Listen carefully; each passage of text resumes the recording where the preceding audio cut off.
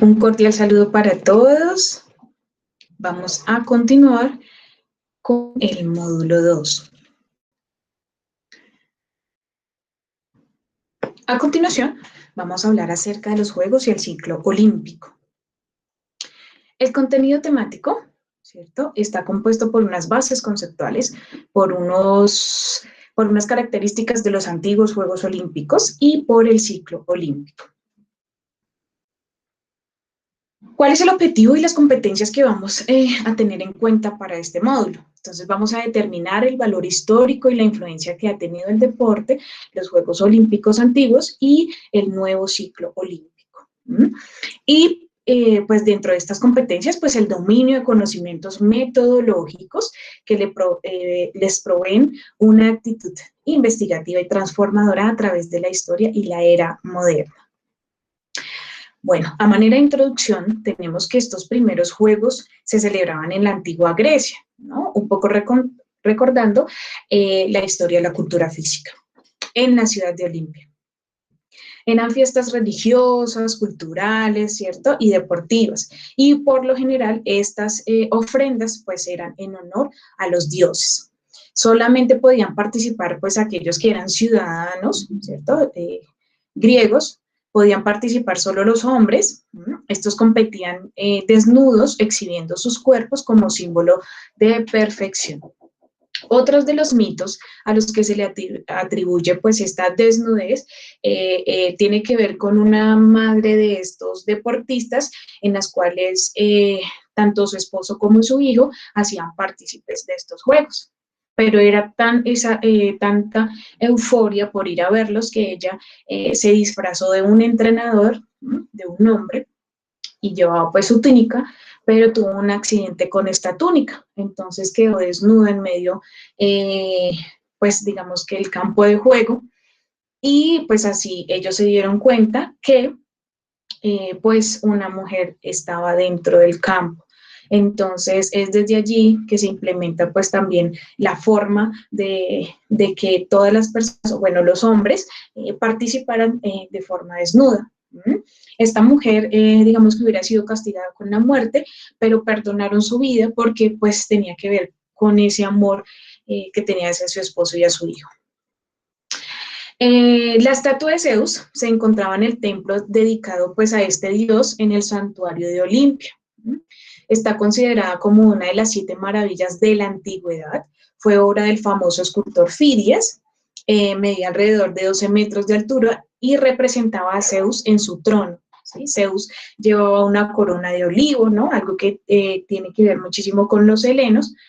Sostenía un cetro con una águila en su mano izquierda y en la mano derecha estaba la diosa Victoria, Nike. La estructura era de madera y estaba recubierta con hojas de oro y marfil, ¿no? Entonces allí, pues a raíz de este templo, se empieza a generar a nivel cultural, pues digamos que esa iniciación, ¿cierto? Esa apertura de los Juegos Olímpicos. Muchas de las características de estos antiguos personajes griegos era que ellos ya tenían estructurado qué iba a pasar cada día de esta semana, más o menos 8 días, ¿no? Entonces, primero tenían una fiesta de inauguración, ¿cierto? En el cual también estaba, pues digamos, algo de herencia que actualmente lo hacemos, y es ese viaje de la antorcha. Otros de los aspectos, pues era el contenido, ¿no?, de cada uno de los deportes que manejaban, entre los 5 que ya habíamos mencionado anteriormente, pero pues ahorita vamos a ver un poco acerca de ellos. Y también tenían un cierre, ¿no?, en donde premiaban pues a estos competidores y su participación. Pues digamos que hoy en día, por eso se le llama una de las maravillas antiguas, porque hoy día no existe, ¿no? Entonces no se ha conservado de la misma forma, de hecho, pues ninguna de sus partes. La conocemos por representaciones en monedas, ¿cierto? Y por descripciones. Tras la prohibición de los Juegos Olímpicos, la estatua fue llevada a Constantinopla. Se destruyó en un incendio en el año 475 después de Cristo. Entonces, acá la pueden observar, miren que pues es bastante gigante y muchas de las estructuras de este trono pues hacía parte de esta cultura griega. Bueno, ¿qué deportes se practicaban en los Juegos Olímpicos antiguos? Entonces, habíamos hablado un poco de que estaba compuesto, ¿cierto?, por 5 pruebas del pentatlón, ¿cierto? Y estas eran lanzamiento de disco, lanzamiento de jabalina, las carreras, ¿cierto?, tanto hípicas como atléticas, el salto de longitud y la lucha libre. Acá tenemos algunos de sus participantes, ¿no? Incluso pues tienen sus elementos deportivos, ¿no? Auriga de Delfos, Apoxiomeno, Diadumeno y Discóbolo, ¿no? Entonces miren que de pronto pues en aquella época era bastante importante el cuerpo, ¿no? Entonces por eso algunos de ellos están desnudos. Una de las cosas que de pronto detuvo esta práctica de los Juegos Olímpicos antiguos tuvo que ver con estas influencias romanas, ¿no? Entonces ellos conquistaron a Grecia y los abolieron, ¿sí? En el año 393, ya en la era cristiana, el emperador romano Teodosio abolió todo tipo de manifestaciones paganas, ¿no? Digamos que una de estas se veían como esos juegos de espectáculo, pero de pronto pues la influencia de la iglesia y esta nueva obra era de la religiosidad, entonces pues digamos que nos obstruye un poco en esta afluencia de los Juegos Olímpicos antiguos. Luego, ¿cierto? Hablando un poco de esta historia, ocurre una tregua, ¿no? Y esa tregua es como ese intercambio o esa conciliación de ciertos aspectos, ¿no? Entonces fue instaurada 800 años antes de nuestra era, proclamándose una tregua sagrada desde el inicio hasta el término de los Juegos Olímpicos, ¿sí? Durante la cual los atletas y los espectadores de la Hélade y el Mediterráneo podían viajar a Olimpia con toda seguridad, ¿no? Sin, digamos, que perder la vida. Otros de los aspectos que detuvieron los Juegos Olímpicos, uno, pues eran esos conflictos bélicos, ¿no? Esas guerras pequeñas que se generaban y, ¿cierto? Por otro lado, pues tenemos la Primera y la Segunda Guerra Mundial, ¿cierto? Que pues interrumpieron un poco el ciclo. ¿Cuándo se vuelven a celebrar los Juegos Olímpicos, no? Después de estas rupturas, tenemos una persona que es bastante importante, un pedagogo, ¿no? Es gracias pues al barón Pierre de Coubertin, que se celebran de nuevo en Atenas de esos primeros Juegos Olímpicos modernos, ¿no? Entonces, miren que pues este personaje era pedagogo, digamos que practicaba pues el cristianismo, ¿no? Y asimismo, a través de la religiosidad, entonces, pues digamos que buscaba un equilibrio en la salud, ¿no? Entonces, era la búsqueda de la perfección espiritual por medio del deporte y la higiene. Entonces, él comienza a divulgar estos métodos por toda Francia, ¿cierto? El deporte comenzó a ser tomado en serio, digamos que a ser practicado por minorías o digamos que desde el colegio, ¿no? Como esta parte escolar de iniciación. Pasa a estar de moda y a despertar un poco de entusiasmo, ¿no? Empieza a movilizar masas. Entonces Pierre de Coubertin comienza a soñar con unir en una extraordinaria competición a todos los deportistas del mundo, intentando convencer a todos. Viajó por todo el mundo, hablando, pues, digamos que en ese son de paz, de comprensión entre los hombres y de unión, mezclándolo todo y asociándolo, pues, a la palabra deporte. Entonces, en el Congreso Internacional de Educación Física, que se celebró en Sorbona de París, el 26 de junio de 1894, se decide volver a instituir esos Juegos Olímpicos. Entonces, Coubertin consiguió que el príncipe heredero de Grecia de ese entonces, ¿cierto?, el duque de Esparta, intercediera ante el Kaiser Guillermo, que era el emperador de Alemania, pues cuñado, ¿cierto?, y convenció a sí mismo a los ingleses y a su propio gobierno, ¿no? Entonces, este príncipe digamos que nos da la palanca para que se empiecen a volver a conmemorar pues estos juegos, ¿no? Y la palanca y el soporte y el patrocinio para los mismos. Entonces, además, se crea una suscripción pública con tan buenos resultados que se consigue que Jorge Averov corra con esos gastos de reconstrucción del estadio de Atenas.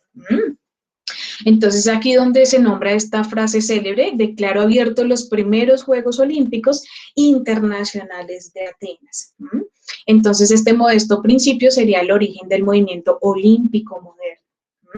Entonces, pues ya como les había mencionado antes, estos Juegos Olímpicos se han celebrado continuamente, pues a excepción de estas dos guerras mundiales, ¿cierto? Tanto la primera como la segunda. Y se han convertido, pues, digamos que en uno de los acontecimientos más populares del planeta. Asimismo, tiene unas características políticas, tiene unas características económicas y unas sociales y culturales. Uno de los aspectos que contienen los Juegos Olímpicos y es la antorcha olímpica, ¿no? Es ese paso por las ciudades, dependiendo de la sede, ¿no? Y ella viaja, ¿no? Porque se enciende, digamos que en este templo de Zeus, ¿no? Donde también, digamos que hubo un poco de filosofía a través de Platón, ¿sí? Todo esto lo sabemos por los escritos, ¿no? Esta antorcha olímpica se enciende en Olimpia, ¿no? Grecia, y se traslada hasta el estadio donde se van a celebrar los Juegos, ¿no? A la sede donde se van a celebrar. Es allí donde un atleta enciende el pebetero, ¿sí? Esa llama permanecerá encendida hasta el final de los Juegos. Entonces, ¿qué es realmente el ciclo olímpico? El ciclo olímpico es un periodo de 4 años consecutivos que transcurre entre Olimpiada y Olimpiada. Entonces, miren que dentro de estos Juegos Olímpicos hay unos comités, ¿cierto? Unos comités nacionales. Quienes son miembros del Comité Olímpico Internacional participan según su ubicación geográfica y también hacen partícipe a sus jugadores y deportistas en eventos llamados del ciclo olímpico, ¿no? Que poseen el mismo formato de los Juegos Olímpicos. Es allí, de pronto, entre Olimpiada y Olimpiada, que se genera también un entrenamiento para la planificación de pronto de la participación de los deportistas en los Juegos Olímpicos, ¿no? Entonces, los entrenadores planifican con ese objetivo de trabajar en ciertos torneos, ponerlos a prueba en estas competencias para luego irse a los Juegos Olímpicos. Existen distintos eventos deportivos que ocurren durante los 4 años de ciclo, y ahorita vamos a conocer algunos. Estos eventos son planificados y regulados por las diferentes organizaciones deportivas que son reconocidas oficialmente por este mismo Comité Olímpico Internacional. Entonces, miren, tenemos unas que están asociadas y otras que no están asociadas al Comité Olímpico Internacional.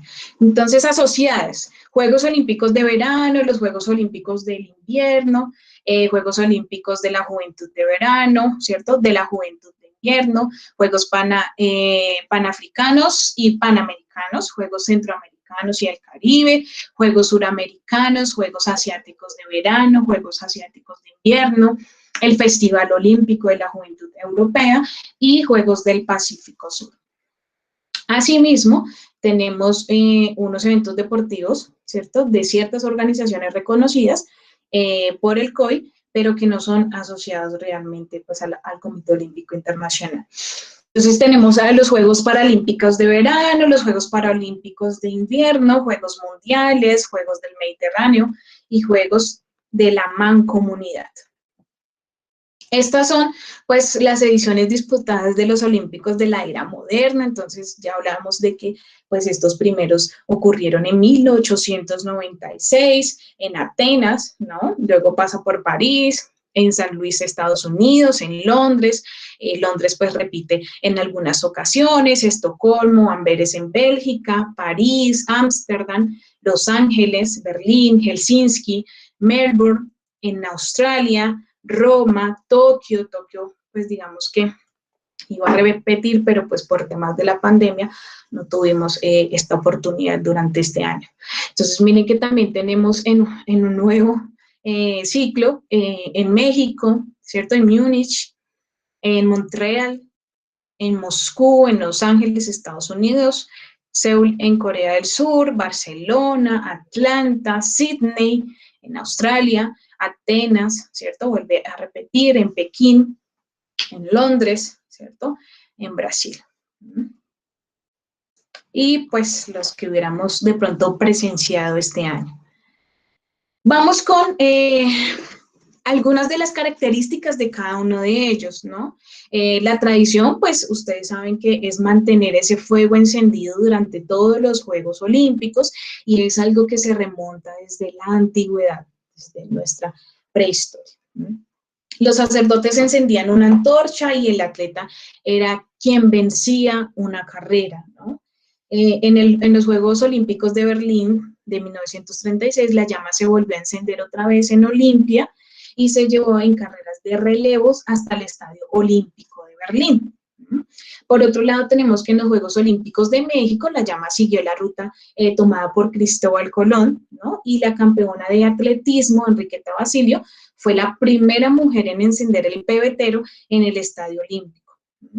Por otro lado, tenemos que en los Juegos Olímpicos de Barcelona de 1992, un medallista paralímpico de tiro con arco encendió la llama de estadio con una flecha en llamas. En los Juegos Olímpicos de Sydney del 2000, la llama viajó bajo la Gran Barrera de Coral, Great Barrier Reef, y por primera vez fue portada por los 5 continentes, ¿cierto? Era la encargada de encender el pebetero, digamos que era una atleta aborigen.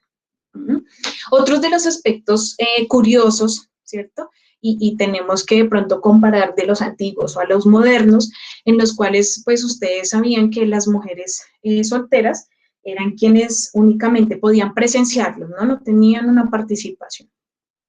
En los primeros Juegos Olímpicos modernos, ¿cierto? En los primeros, en 1896, tampoco participó ninguna mujer. Pero a medida que iba pasando el tiempo, la participación de ellas se iba haciendo un poco más evidente, ¿no? De pronto desde una minoría hasta, digamos que, generar igualdad en la participación. Bueno, para concluir, los Juegos Mundiales permitieron traspasar fronteras, ¿sí? Estos Juegos Mundiales no fueron, digamos que vanidosos, ni tampoco muy rígidos a la hora de traspasar el mundo. Entonces, estos Juegos Mundiales han dado a toda la humanidad ejemplos de romper paradigmas y esquemas, ¿cierto? Estos juegos nos unen, cada uno de pronto genera cierta motivación, tanto al deportista, ¿cierto?, de alto rendimiento, quienes se enfrentan con otros, ¿cierto?, de igual o superior. Y asimismo, a los que somos espectadores, ¿no? Entonces, es allí donde rompemos paradigmas y esquemas. Y realmente pasamos por unos temas de superación que cada día de pronto, incluso en esta evolución de los Juegos Olímpicos, se veían aspectos de pronto exclusión, se veían aspectos en el cual agredíamos también a los otros competidores, ¿no? Y que a medida del tiempo incluso tenemos una participación igual en géneros, ¿cierto? Y asimismo también permite que personas de diferentes condiciones también accedan a este deporte, ¿cierto? Y más, pues, en este alto rendimiento, en la competencia. ¿Sí? También nos ayuda a quienes participan como sedes, ¿no? A solucionar problemas económicos, políticos y culturales.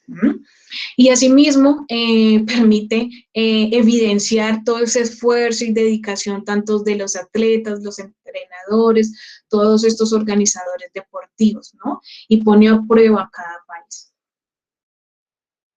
Estas son las referencias para que ustedes puedan tener en cuenta si quieren enfatizar un poco acerca del tema. Muchísimas gracias.